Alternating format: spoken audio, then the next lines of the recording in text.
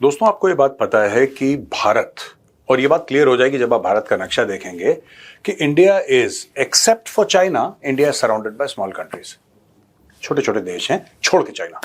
पाकिस्तान छोटा देश है, फिर आप नेपाल को देख लीजिए या श्रीलंका को देख लीजिए, थोड़ा दूर मालदीव्स है, आप उसको नियर नेबर भी कह सकते हैं। आप बांग्लादेश को देखें या फिर आप म्यांमार को देखें, ये सब छोटे छोटे देश हैं।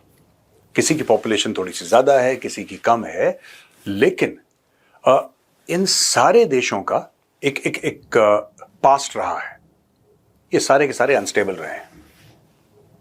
मैं चाइना की बात नहीं कर रहा, चाइना भारत से बड़ा है साइज में, पॉपुलेशन थोड़ी सी कम है भारत से, लेकिन China is a highly stable country. Apart from China, all these countries surrounding India are highly unstable. यहां पे मैं भूटान की बात भी नहीं कहूंगा, क्योंकि भूटान भी बहुत हद तक स्टेबल है, बहुत हद तक स्टेबल है। अब इसमें भारत के लिए प्रॉब्लम्स आ जाती हैं दोस्तों, और आज मैं क्यों डिस्कस कर रहा हूं, ये देखिए सब, पाकिस्तान और बांग्लादेश दो ऐसे देश हैं जिनके बारे में रिपोर्ट्स आई हैं और खतरे की घंटियां जो हैं नई दिल्ली में। प्रॉब्लम ढाका में हो रही है, यहां पे प्रॉब्लम इस्लामाबाद में है, और खतरे की घंटी नई दिल्ली में बज रही है। क्योंकि जब आपके नेबर्स अपना काम ठीक से ना कर पाए, जब आपके पड़ोसियों के घर में कलेश हो ना, वो कलेश आपके घर में आ जाता है।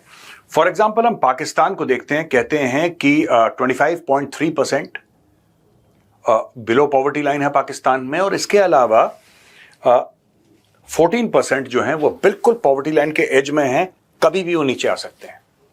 लोगों का ऐसा मानना है कि पिछले कुछ सालों में तकरीबन 2 करोड़ पाकिस्तानी, इन एडिशन जो पहले थे उनके अलावा उनके ऊपर से 2 करोड़ पाकिस्तानी पॉवर्टी लाइन के नीचे और हो गए। ये एक ऐसी इकोनॉमी है जो कि लार्जली अग्रेरियन है। इंडस्ट्री तो है नहीं पाकिस्तान में, बहुत कम है, ना के बराबर इंडस्ट्री है। पाकिस्तान में सॉफ्टवेयर प्रोग्रामिंग वगैरह ऐसी चीजें होती नहीं है। पाकिस्तान में या तो ट्रेडिंग करते हैं लोग, या फिर रियल एस्टेट करते हैं, कोई छोटा मोटा कॉर्पोरेट का जॉब पकड़ लिया, या फिर बहुत छोटी मैन्युफैक्चरिंग की, जो उनका हजारों की तादाद में वहां पे कोई काम करे, ऐसी फैक्ट्रियां बहुत कम है पाकिस्तान में। ज्यादातर फैक्ट्रियां ऐसी हैं कि कुछ 20-50 लोग, 100, 200, 300, 400, 500 लोग, इससे ज्यादा नहीं है पाकिस्तान में। तो मैसिव मैन्युफैक्चरिंग तो है नहीं पाकिस्तान में। और जो वहां पे एग्रीकल्चर भी है दोस्तों, तो वहां पे एग्रीकल्चर ऐसा है कि नॉन साइंटिफिक है। वही 300 साल पुरानी टेक्नोलॉजी इस्तेमाल हो रही है, वही इस्तेमाल हो रही है।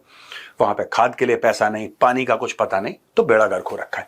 इससे इंडिया को क्या खतरा हो सकता है? अब दोस्तों हम बात करते हैं बांग्लादेश की। बांग्लादेश बैंक की एक रिपोर्ट निकली है, और वो कहता है कि defaulted loans stood at around टका 6 लाख करोड़। जून के एंड तक जो लोन्स पे डिफॉल्ट हो गया था, यानी कि बैंक ने वो लोन दे दिए थे, लोगों को दे दिए, कंपनियों को दे दिए, इंस्टीट्यूशंस को दे दिए, पब्लिक को दे दिए, 6 लाख करोड़ टका, टका उनकी करेंसी है, वो लोगों ने वापस ही नहीं दे, गायब हो गए लोग। अब दोस्तों, बैंक पैसा कैसे कमाते हैं? आप जब बैंक में अपना पैसा रखते हैं तो आपको ब्याज मिलता है, वो ब्याज बड़ा कम होता है। लेकिन आप ही का पैसा जब वो किसी एक्स पार्टी या किसी थर्ड पर्सन को देता है, तो बैंक उससे ज्यादा ब्याज लेता है, और इसका डिफरेंस बैंक अपनी कमाई मानता है, और उससे बैंक का काम चलता है, बैंक का प्रॉफिट बनता है। कई और इंस्ट्रूमेंट्स हैं बैंक के, मैं सिर्फ ये नहीं कर रहा, मैं सिर्फ एक आपको समझाने के लिए एक सिंपल सी बात बता रहा हूं कि मोटा मोटी बैंक पैसा कैसे कमाता है। अब यहां पे ये बात हो गई है कि 6 लाख करोड़ टका पैसा ये गायब हो गया।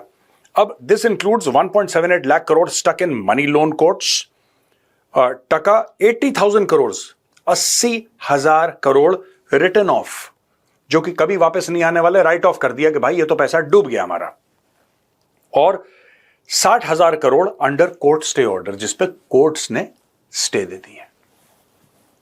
कोर्ट ने बोला कि इसको अभी स्टे करो, हम बाद में इसके बारे में बातचीत करेंगे। Once updated by the Credit Information Bureau, the total could rise to 9 lakh crore टका। 9 लाख करोड़ टका का ये पूरा लोन का मामला वहां पे हो सकता है। एशियन डेवलपमेंट बैंक जो है उसने बोला है कि बांग्लादेश का, they have the highest volume of defaulted loans in Asia, पूरे एशिया में, जो कि सबसे ज्यादा लोग अगर दुनिया में किसी कॉन्टिनेंट में रहते हैं, वो एशिया में रहते हैं। सबसे ज्यादा कहीं लोग बैंक से पैसा लेते हैं, वापस नहीं देते। मैं इंडस्ट्रियल लेवल के फ्रॉड की बात नहीं कर रहा, मैं इसकी बात नहीं कर रहा कि बड़ा बड़ा कोई उद्योगपति या पैसा लेके गायब हो गया, नहीं, आम लोग भी पैसा वापस नहीं देते। किसी ने बैंक से 2 लाख टका लिया, सॉरी बाय बाय, नहीं दे रहे, भाग जाओ यहां से, कोर्ट में केस कर दिया। ये तो वही तो है जो कहते हैं कि 80,000 करोड़ रुपए कहां गए भाई, कोर्ट ने बोला स्टे ऑर्डर लगाओ, मत करो कुछ।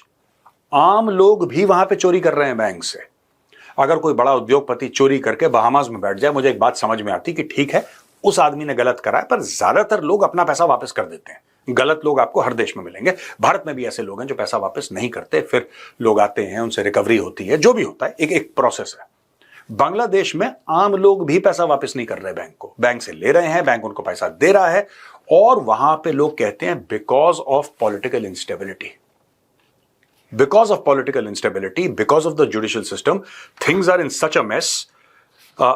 ये देखिए साहब, इनका यह कहना है कि in 2024 20.2% of the country's total disburse loans defaulted, 28% higher than the previous year. इसका कहने का यह मतलब है कि 20.2% लोन जो पिछले साल लिए गए थे लोगों ने वापस ही नहीं करे,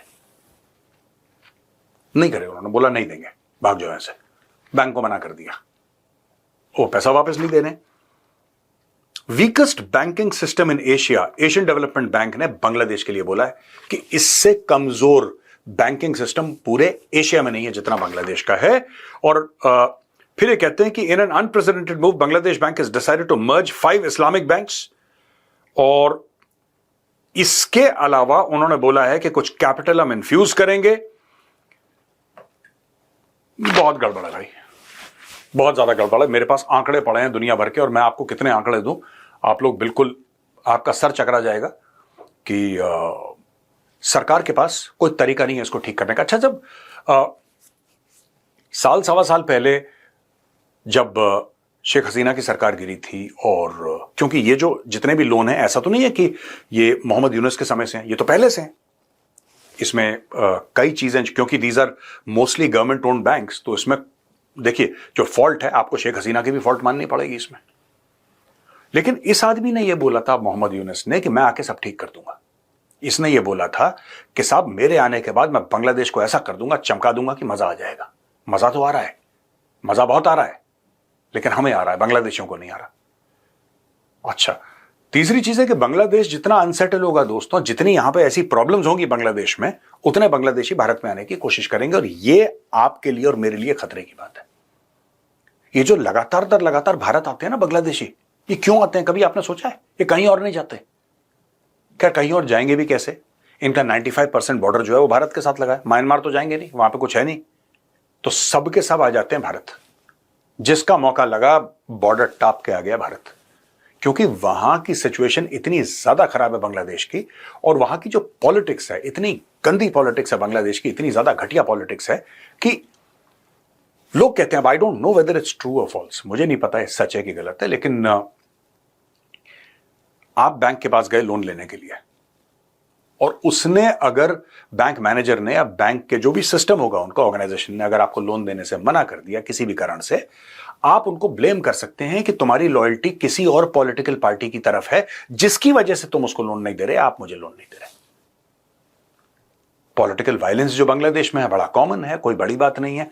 2 मिनट के अंदर जो होना होता है हो जाता है, लोग गायब हो जाते हैं, लोग खत्म हो जाते हैं। तो इसलिए दोस्तों ये हम देख रहे हैं किस तरीके से India is surrounded on all sides, चारों तरफ से छोड़ के चाइना, हर एक कंट्री लगभग अनस्टेबल है। नेपाल में क्या हुआ आपको पता है, मालदीव्स में क्या हुआ आपको पता है, श्रीलंका में क्या हुआ आपको पता है। श्रीलंका को तो $4 अरब दिए तब जाके जान बची श्रीलंका की, but Sri Lanka is also pretty okay. Sri Lanka is sorting out its own issues, so we have to respect that part of Sri Lanka. Bangladesh highly unstable, Pakistan has always been unstable since the date Pakistan was created. तो ये भारत के लिए, अब देखिए ये इकोनॉमिक इंस्टेबिलिटी है ना, कम से कम बांग्लादेश की, पाकिस्तान का तो बेड़ा गर्क है, तो पाकिस्तान जितना अनस्टेबल हो अच्छा है, मुझे कोई दिक्कत नहीं। कई यहां पे बड़े बड़े सोच विचारने वाले ये बोलते हैं a stable Pakistan is in India's interest, और हर समय मैं डिसएग्री करता हूं पोलाइटली और कहता हूं कि नहीं sir, a highly unstable Pakistan is in India's interest, उसको भाड़ में जाने दो, हमें कोई लेना देना नहीं। We are not responsible for Pakistan, and I don't think the Pakistanis want us to be responsible for them also. तो हम लोग जो दुआएं करते रहते हैं और ये मांगते रहते हैं, नहीं भाई पाकिस्तान स्टेबल हो जाए, स्टेबल हो जाए, नहीं, पाकिस्तान जितना अनस्टेबल रहे उतना अच्छा है भारत के लिए। लेकिन Bangladesh is a different kettle of fish. Bangladesh को कैसे डील करना ये हमें समझना पड़ेगा दोस्तों, और बांग्लादेश को आप जितना स्टेबल रखेंगे उतना आपके लिए भला है। Not because you expect the political leaders or the people of Bangladesh to say good things about you. That is not the aim here. That is not the aim. The aim is कि वो यहां पे आना बंद नहीं करेंगे। आज की तारीख में 2 से लेकर 3 करोड़ बांग्लादेशी भारत के अंदर हैं अवैध रूप से। 2 से लेकर 3 करोड़। 2016 में किरण रिजिजू जो है मंत्री, उन्होंने पार्लियामेंट में आंकड़े दिए थे 2016 में 2 करोड़ बांग्लादेशियों के। अब 9 साल बीत गए हैं, 9 साल बीत गए हैं। उन्होंने जो स्पीच दी थी पार्लियामेंट में, अब आप ये बताइए आज की तारीख में कितने बांग्लादेशी होंगे भारत में, अनअकाउंटेड फॉर। आधार कार्ड उनके पास, राशन कार्ड उनके पास, पैन कार्ड उनके पास, कईयों के पास पासपोर्ट है, कई तो भारत का पासपोर्ट लेके बाहर घूमने भी चले जाते हैं। यह सिलसिला रोकना पड़ेगा दोस्तों। और इसमें सबसे खतरनाक चीज है, बांग्लादेश जितनी तेजी से डिस्टेबलाइज हो रहा है। क्या गवर्नमेंट ऑफ इंडिया इसके बारे में कुछ सोच रही है? और अगर सोच रही है तो क्या कर रही है? यह आज का बड़ा सवाल।